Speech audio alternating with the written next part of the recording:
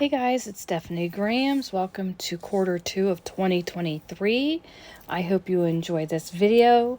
It is April 3rd, 2023, so we are officially into quarter 2. And if you've been following along, I've decided to start breaking down my 1-year business plan into quarters. And if you are part of my Amazon author page, you would have seen the book that I published and designed myself that talks about planning your entire business in 1 year, or your 1-year business in 4 weeks, and each week represents a quarter of the year.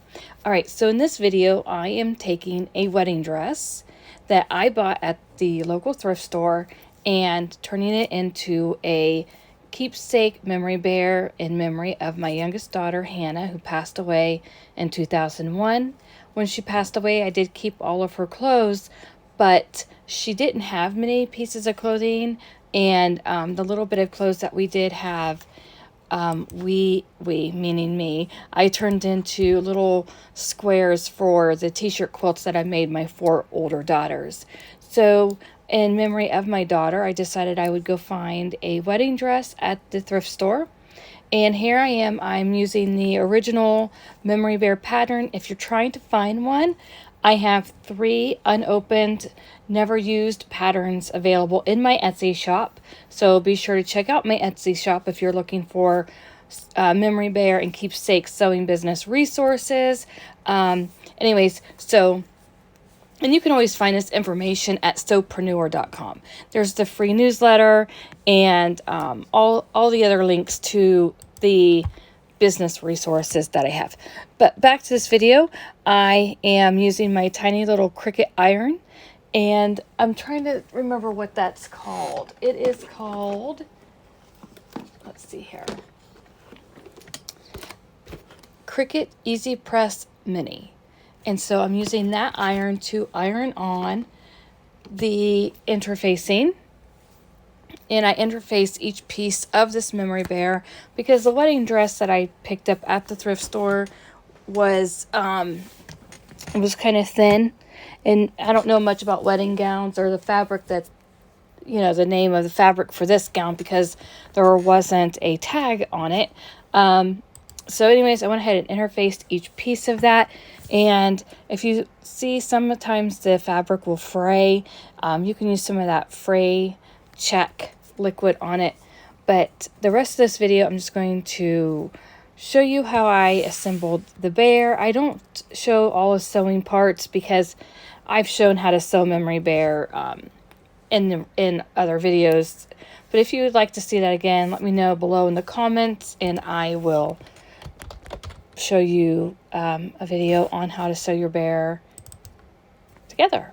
So anyways, I decided that I would create this bear in memory of my youngest daughter. And it brought up a really good point, and that is, what do you do if somebody you love has passed away, but you don't have any of their clothing, but you would like to have like a tangible memory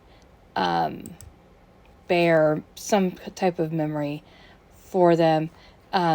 You could see if friends and relatives have any clothes that they want to give you to make an item, or if you have a client or a customer that would like a memory bear made in memory of somebody, but they don't have their clothes, then you can always thrift some clothes, or you can just buy some fabric and make something out of new fabric for the person. And I can show you a picture of what I mean later in this video. But I decided that I would just use this wedding gown. I was using the wedding gown as some examples of my work because I'm building my portfolio of showing my customers what I can do with their wedding gowns and how to upcycle wedding gowns. So if you're interested in upcycling clothes and wedding gowns particularly, then definitely subscribe to this channel and follow along as I show you some quick videos and quick tips. If I could speak today, oh my goodness, it is Monday, so you know how that can be sometimes. And let's see here.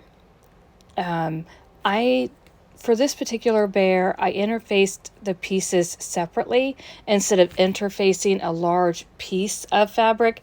I always recommend that you you interface the wrong side of your garment when it's a big piece. I'm not sure why I did it the opposite way with this gown, but I remembered quickly that I don't like doing the smaller pieces. I like to interface larger pieces. So, anyways, as you're cutting out your wedding gown pieces, if there's lace or beads or sequins that you can try to save, you can use those to decorate the bear, and I'll show you at the end. I only used a few of the beads at the very end of this bear. Quick commercial. Here is the original book that I published, and be sure to follow along at Sewpreneur.com because volume 2 is just about done and it will be published shortly. Okay, so back to the beginning of this video. While you watch me assemble this wedding dress memory bear, again, I recommend that you iron on your interfacing before you cut out your shapes. Lesson learned. I will not forget that moving forward.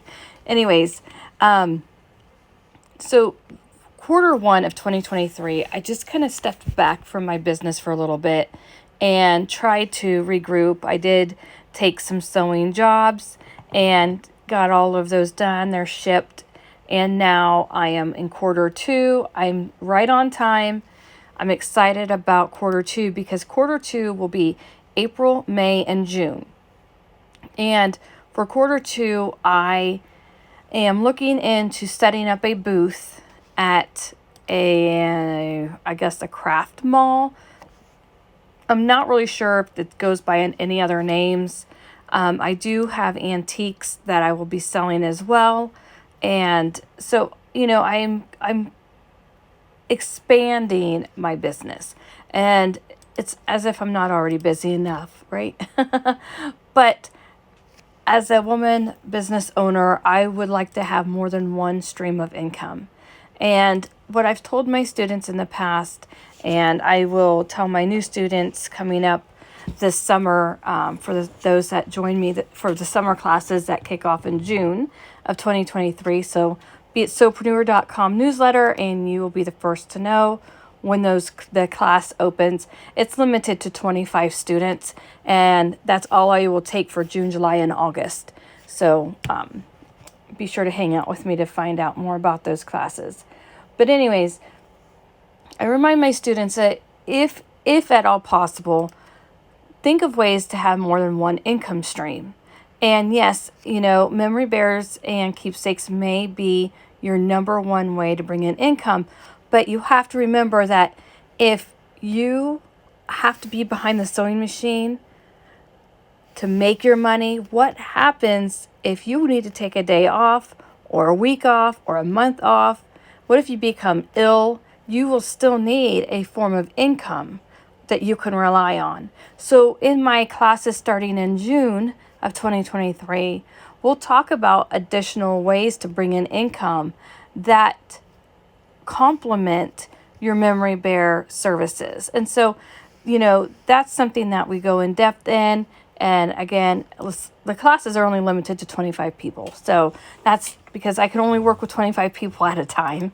And I try to give each of my students some one-on-one private time to share, you know, so they can share what it is that they hope for their business. Okay. So anyways, so my Q2 is getting my antique booth ready and expanding on my Keepsake Sewing Business services. So you follow along and I give you some information and we just, you know, hang out and all that.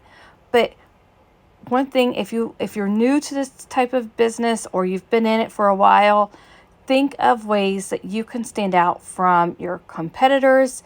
What is it that you can do differently?